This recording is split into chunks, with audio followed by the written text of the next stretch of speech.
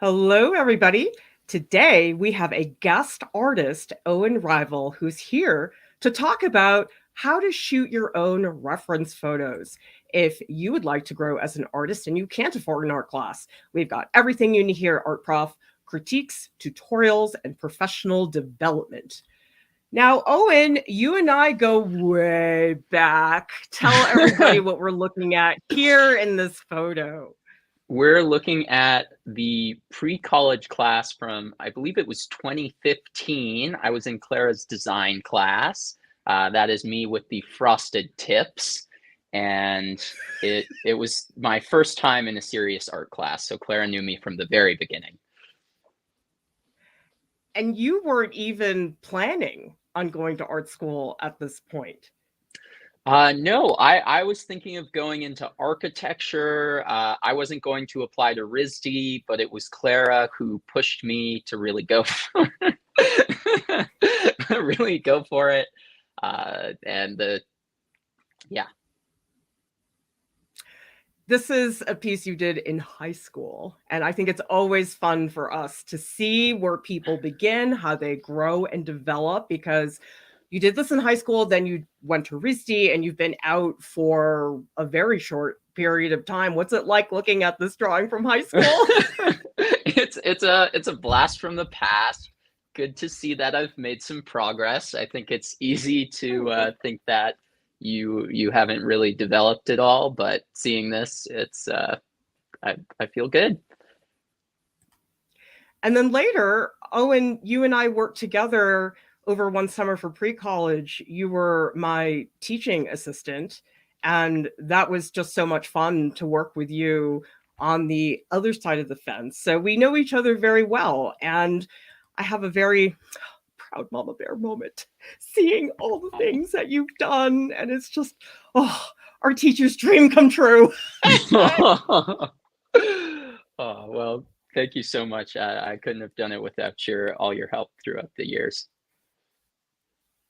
So let's start in art school, because this stream is about how to shoot reference photos. And yet, in most of art school, you were deliberately trying to not use reference photos. Can you explain why? Sure. So while I was in art school, I had a specific professor who really pushed trying to create scenes from imagination. He really focused on, value construction and how to really understand things three-dimensionally to make your own images. So while I was in school and training, I would not necessarily shoot like one reference image and work from that. Instead, I would create a composition and then collect maybe hundreds of different references to put all together into this image right here.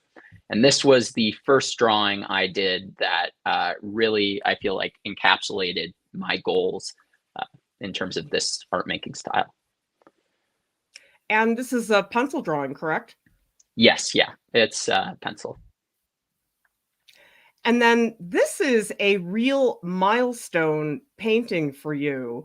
But the thing is, it's not a milestone in that it established your current workflow.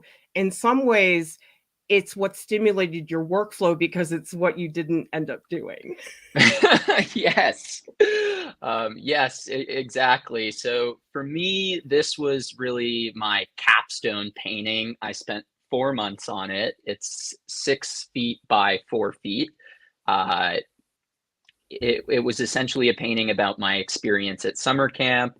I again kind of created a composition and just slaved away at this thing, working area by area until it was completed.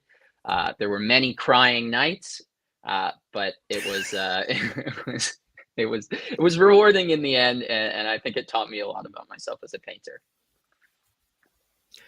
The thing is, it's not that you didn't use references for this painting, because we can see here, obviously, it's a constructed space, but we do have here this mishmash of photos. But were these actually, those are pictures of you? Isn't this you?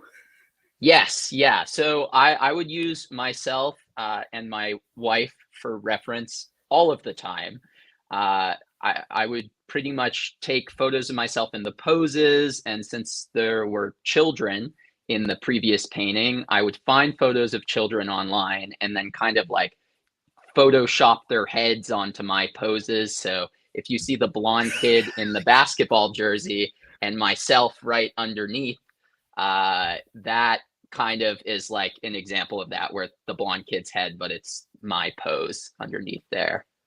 So it's a lot of almost collage. Uh, so yeah. And then this is, I would assume, the digital sketch for the composition to figure out all the nuances.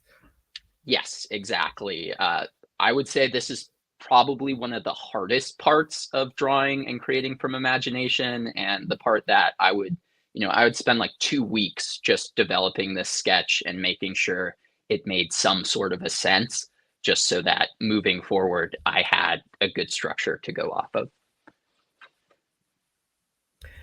It's interesting because you did shoot your own reference photos here, and yet compared to what we're going to look at with what you do now, this just seems so much like you're just barely scratching the surface as far as what you could do with reference photos. What's it like looking at these old ones now?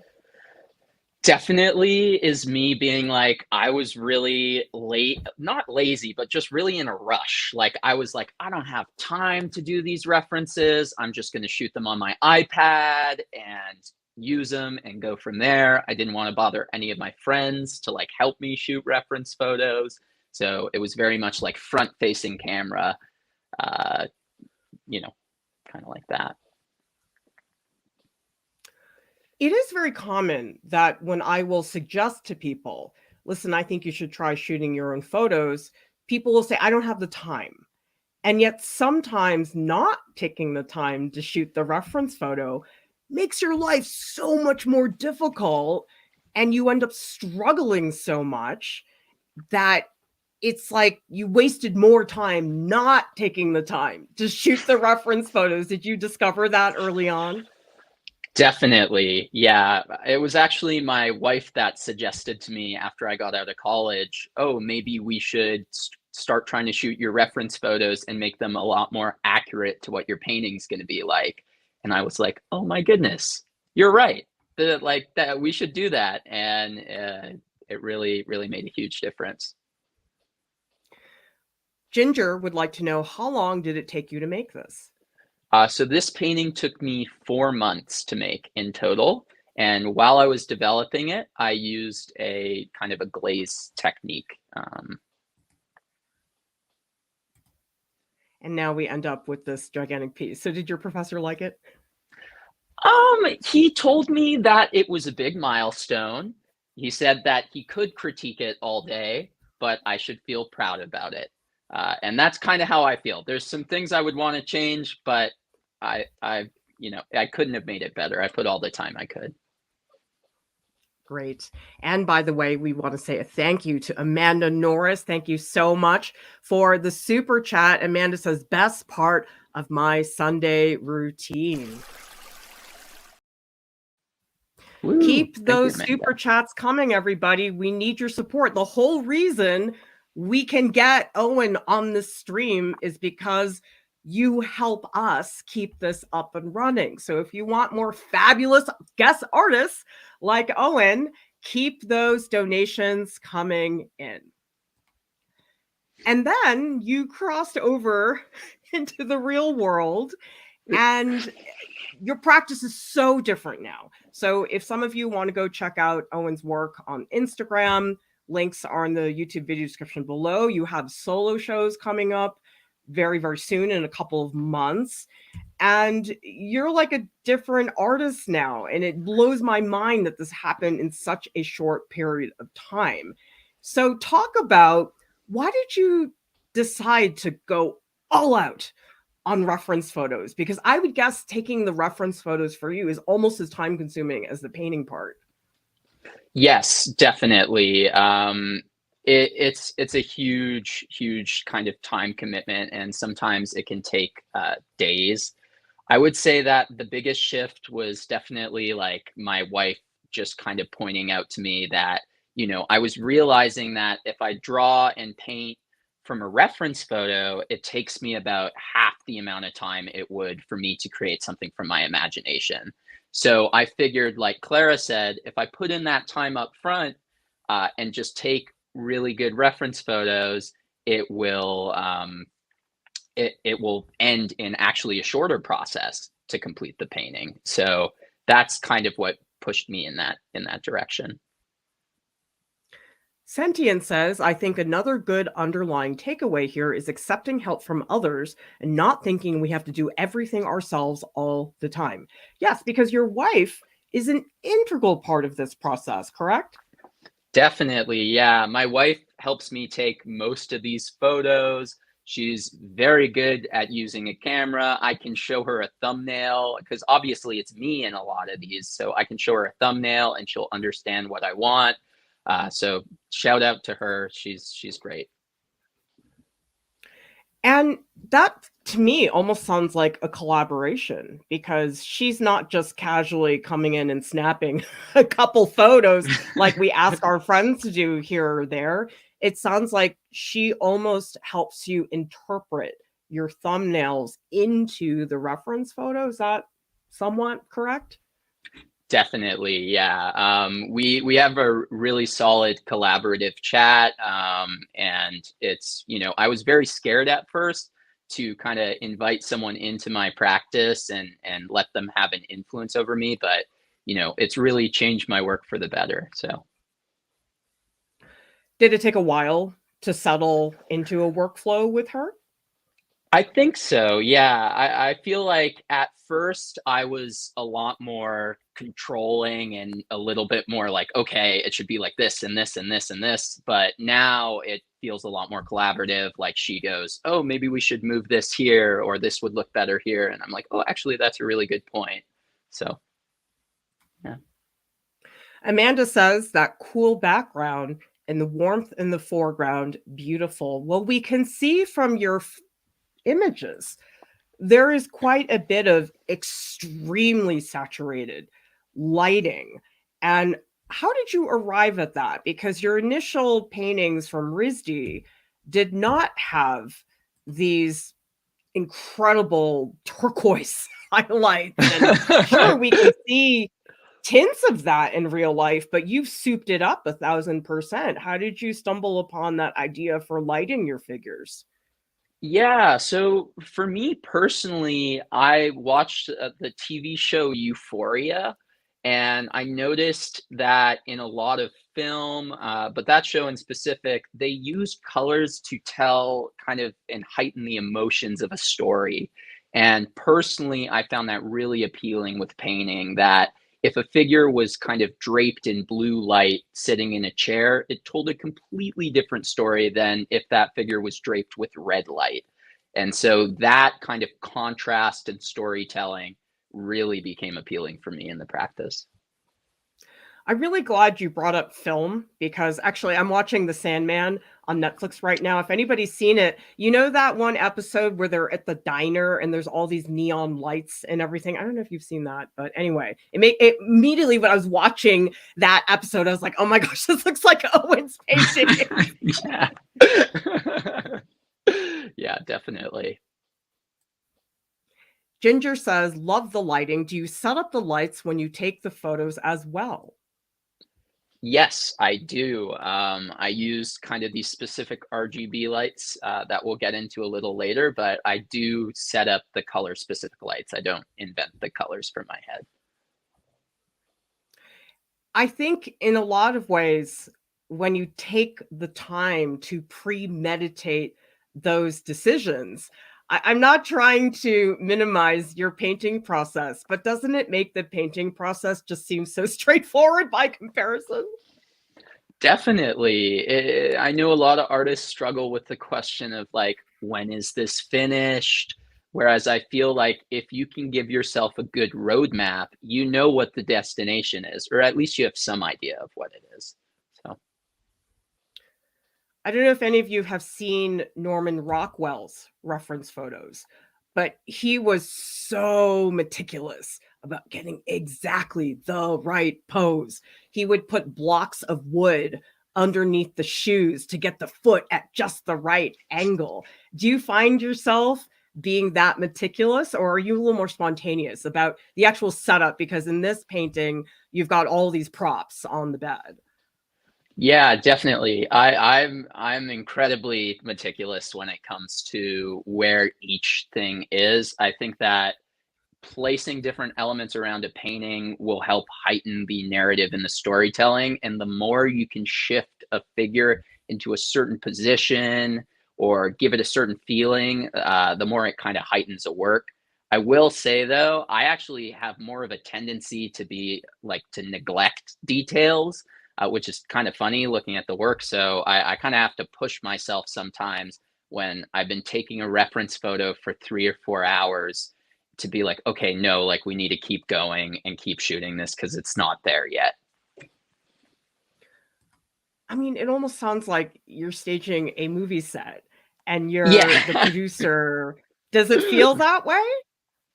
definitely. Yeah. It feels like yeah, like honestly, it feels more like I'm a film director and I just happen to paint the stills than it does like, a painter in a traditional way, I guess.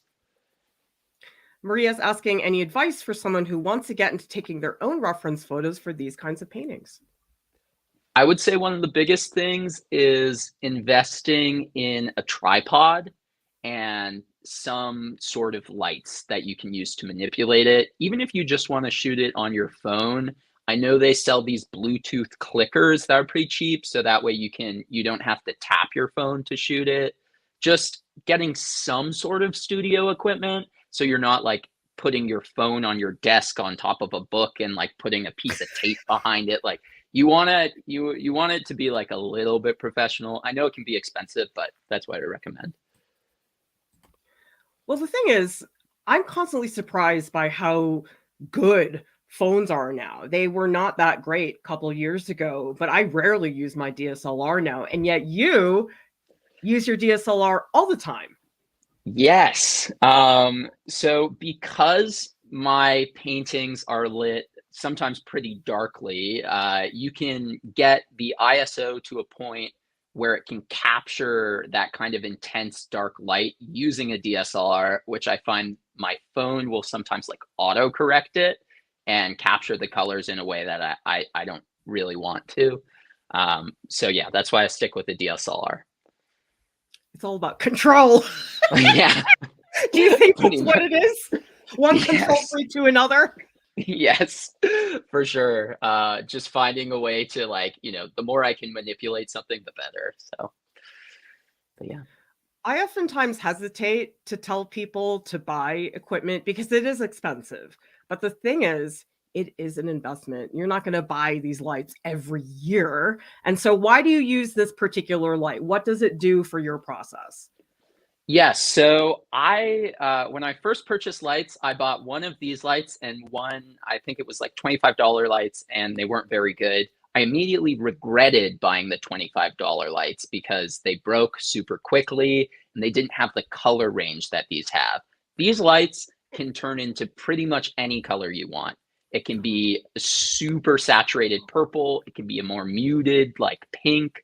They really have the full gamut, and they're about $100, which I know that's a lot of money, but the use you can get out of them is crazy. And you can attach like soft boxes to them. I made one out of a Pop-Tart box once, and I put a piece of paper in front of it. So they've got a lot of use, which is good.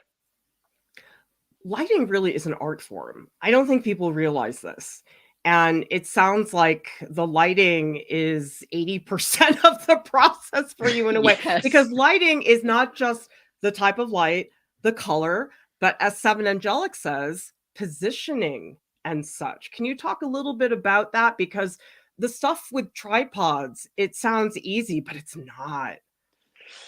Yeah, so I would say in terms of positioning, it all depends on where and how I want the light to be hitting me. I know that if the light is coming from below, it tells a completely different story than from when the light is coming from above.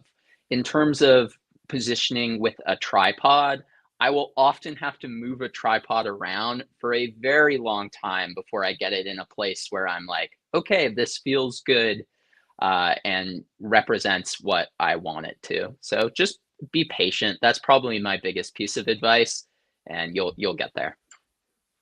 Well, I like what you said about the position of the light influencing the narrative you want to create. Definitely. Um, so yeah, here we have some reference photos that my wife took of me based off of the sketch from the slide before. This was for a painting about being in a laundromat in Houston, Texas. It is so hot in Houston, Texas, and the laundromat had no air conditioning in it. And with all those machines running, I felt like I was melting. So I wanted to make a painting about that. And my idea was that the machines themselves would actually start to warp, almost like there was a heat wave that was kind of pushing through everything. And even though the machines are really cold and sterile with that blue color, the figure in the front looks like they're almost on fire in comparison because of how orange they are. Now, tell us what's happening here because obviously we saw the thumbnail and then we have the three reference photos, but you don't stop there. There's a whole manipulation process beyond that. Yeah, so typically no one reference photo is really like it for me. I will typically take the reference photos, I'll manipulate them, I'll twist them and kind of almost, yeah, like collage them on top of each other.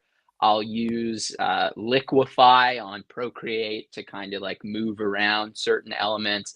And this is a very rough sketch. So this is not even necessarily something I'll use as an exact reference in the future, but just to give me an idea of what I want. So this really is more you almost brainstorming in Procreate. Yes, yeah, it's like figuring out like, you know, going from the thumbnail stage, the reference phase to this is, yeah, it's figuring out, okay, this needs to be a painting now. What makes the most sense and what's going to tell the best story? Well, this is a great question from AA who says, do you still do thumbnails when you have pretty precise reference photos? Yeah, because you would think you've got these stellar reference photos. Thumbnails, they'll take care of themselves. Is that true?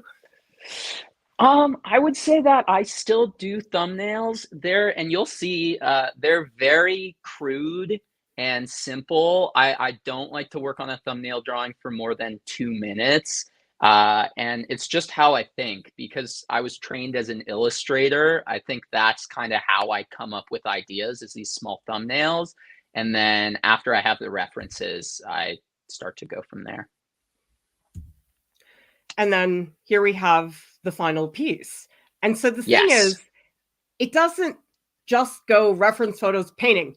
Like there's actually so much that happens in between the reference photo and the painting. And I think that is the stage people just skip over. Definitely, yeah. I think you gotta play around with them, see what looks the best. And at the end of the day, you know, if it made sense as a photograph, I would just keep it as a photograph. Like I for myself, I have to go, how do I justify this being a painting instead of just a photo?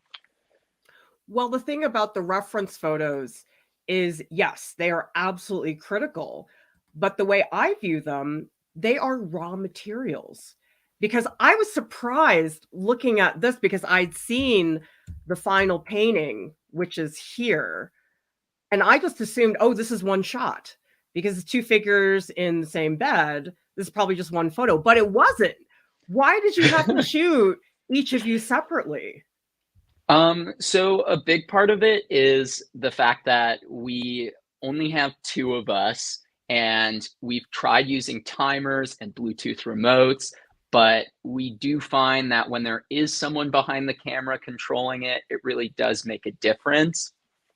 And at the same time, shooting the two figures separately gives me more of an opportunity to move and manipulate them. Because I have myself separately, I know what my leg looks like if I want to push it back a little bit or bring it forward.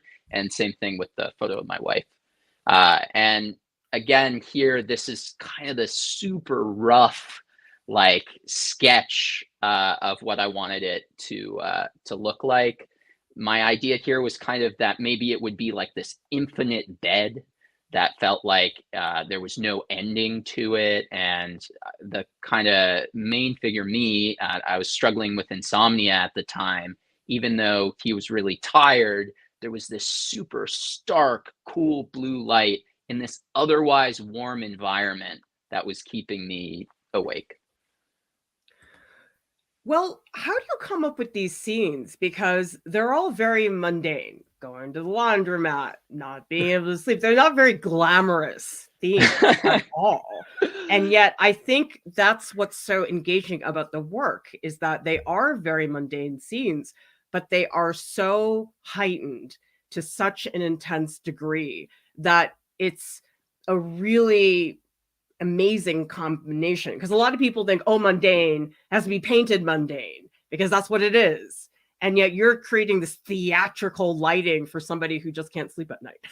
I mean, I don't think that's that simple, but Yeah.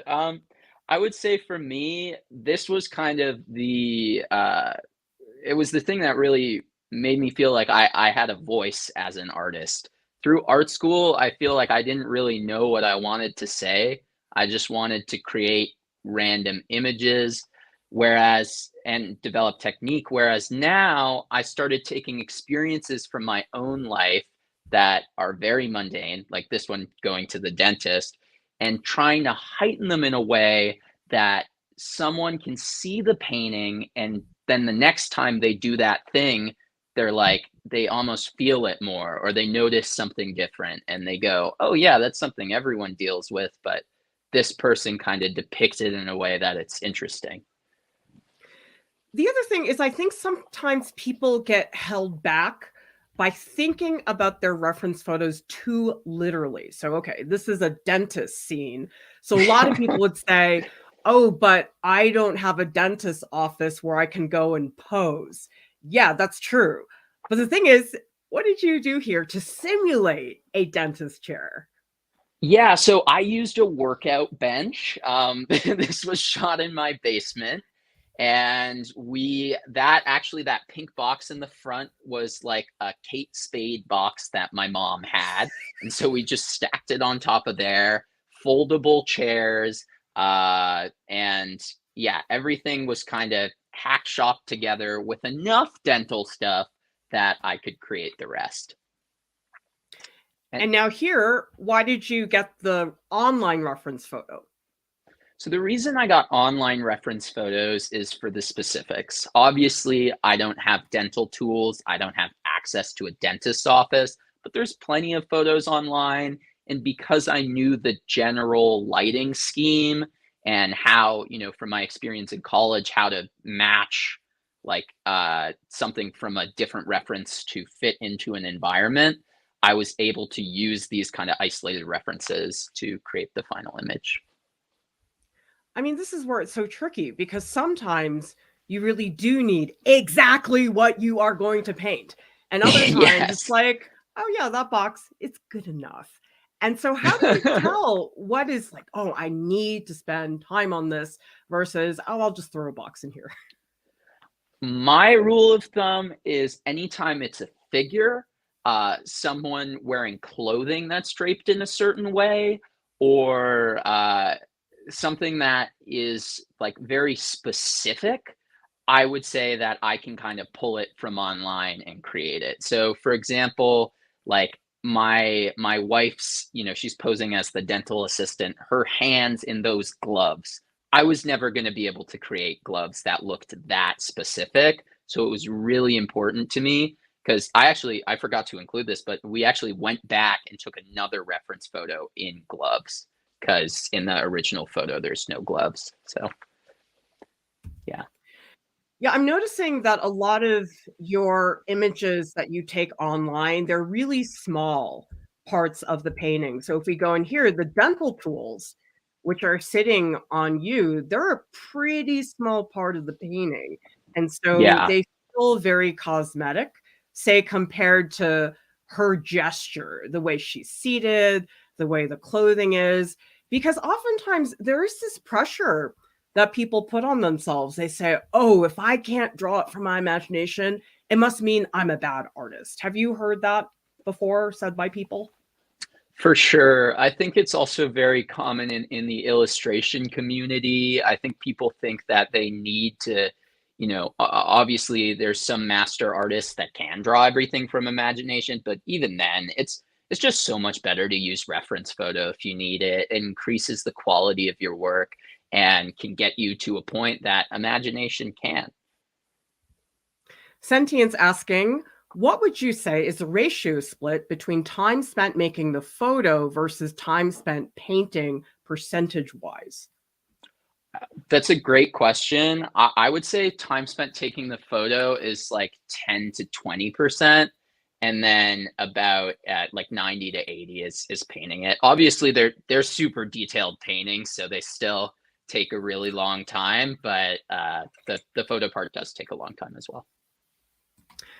What's going on here? Because these are two reference photos and they're only a little bit different. If everybody notices, the bag on the left-hand side is in focus. It's not as in focus here. Here, your face is a little blurry, and here it's more in focus. And so, why these two photos? They're so similar, almost. Yeah, definitely. So this is something again my wife actually really helped me with is I noticed when we were first taking some reference photos, there would be certain parts that were a little blurry and I was like, I need some more information. I don't really understand that. And so what she came up with is every time we shoot a reference, we shoot one where the foreground's in focus, then one where the middle ground's in focus, and one where the background is in focus. And what this provides me with is just options. So ultimately, I don't need to make everything in focus. But if I want to make something in focus, I want to have the option to do that. And so that's why I do this here. And honestly, I recommend that everyone do this. And this is, yeah, the final painting. Typically speaking, how many photos do you shoot when you get everything to go? Because that's the biggest problem I see is people will take 3 photos, and then I'm like, "No." How many do you shoot? I would say like probably like 50 to 70 photos. I would say like just from like the initial like, okay, we're starting this photo shoot to we got it. Yeah, I would say 50 to 70. Sometimes though, it's like hundreds. It really depends on the painting. I think what frustrates me is when I go through all the trouble to set up everything and the lighting, and then I go, "Oh, I didn't get this. I need to restage." Have you had to do that, or are you thorough enough Yes. now that you do it? I think that definitely I've gotten better at it, but I still will sometimes make mistakes. It's like, "Oh, I really wanted this t-shirt and it's in the laundry and we have to move this." But yeah, we do like a whole thing with costuming where like we'll try on different clothing sets and see how it looks and go from there.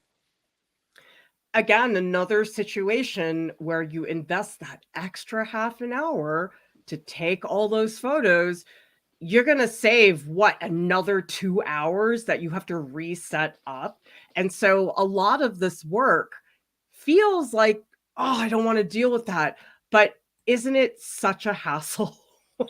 You have to It's go back. huge. Ugh. Definitely.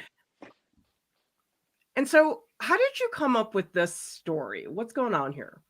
So actually, at the time, me and my wife were getting ready to go to Houston, and we had just gotten married, and we just went on a quick honeymoon. So at the time, we were packing what seemed every day. Like it was just packing, packing, packing, packing.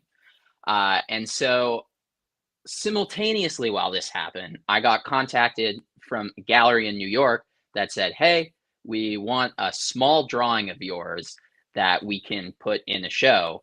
And so I had no time at it as it was, but I was like, okay, I guess all we're doing is packing. So I can create a drawing about packing.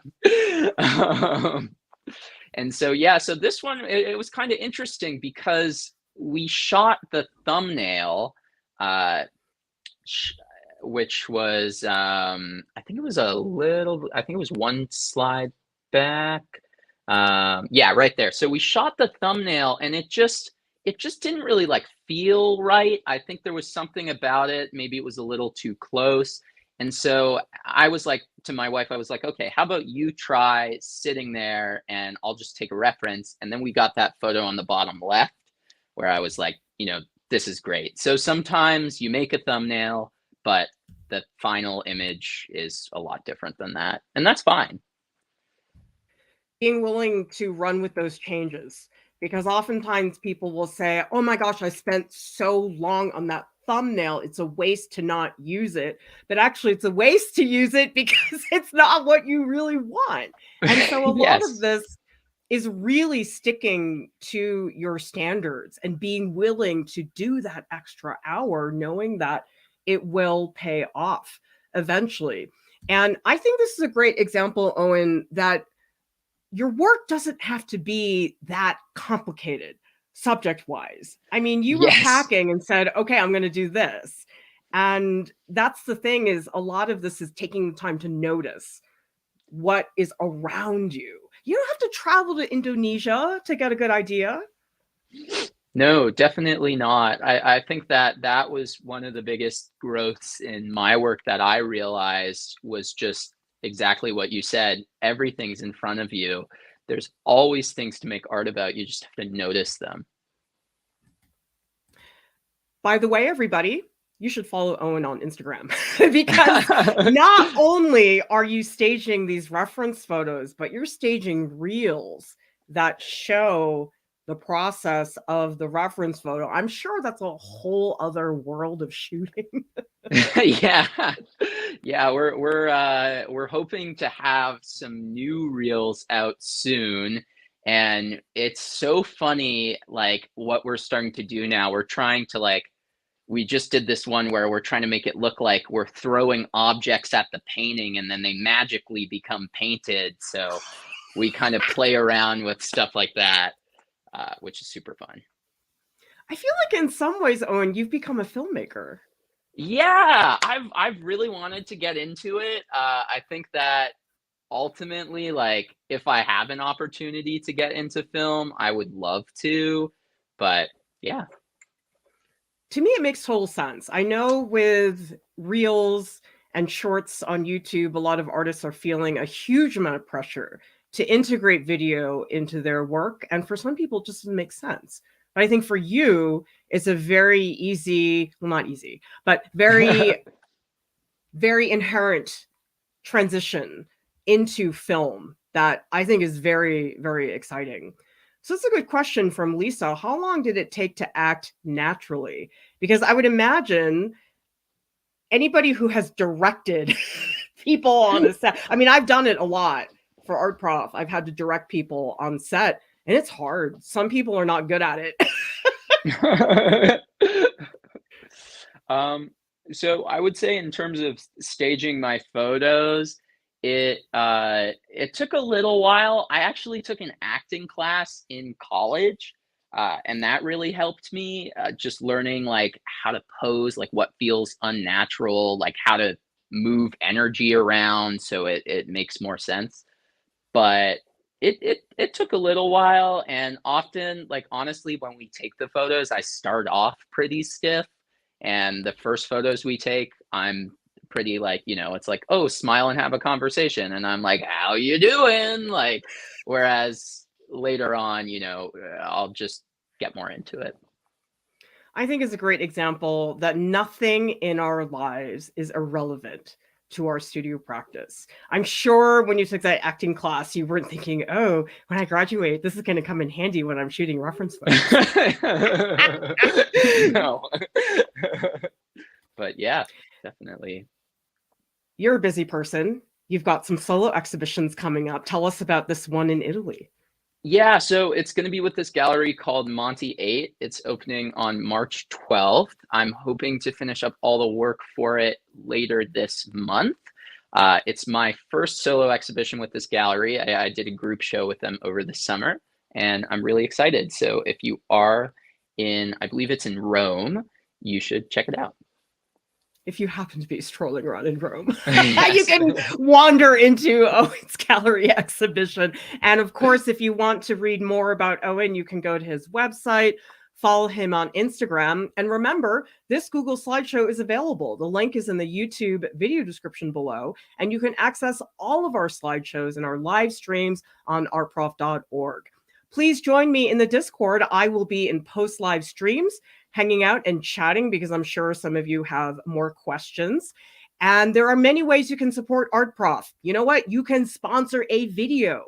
We have a wish list of videos. You can propose a video. In fact, we have somebody who sponsored a live stream. It's an extra one towards the end of December. Mia and I are going to be creating styrofoam cup sculptures, and this is so wonderful. This live stream is sponsored by Pickle the Pug. So I am so grateful to Pickle the Pug for sponsoring this content. If you want us to do more live streams, think about sponsoring a video. You can also purchase an artist call. This is a way for you to interact with our staff, get customized advice about work you need help with. Those of you who are applying for MFAs and BFAs, we also have artist doc editing services. And thank you so much to our top Patreon supporters. You are incredibly important. You're the reason why Owen's here. If none of you supported us, Owen would not be here. So remember how much your contribution directly impacts our programming. Although, guys, I'm really sad. We went down a lot this week. I'm like really sad. I'm like, usually it's like $20, $30, but this week we went down 137. So I'm really sad. Please think about supporting us. You get lots of perks. You get critiques from me in the Discord, all kinds of fun things. Art Prof has a podcast. It's available on Spotify and also on iTunes. Subscribe to our channel for more art tutorials, critiques, and business tips. Everybody, thank you so much for watching. We'll see you next time. Bye.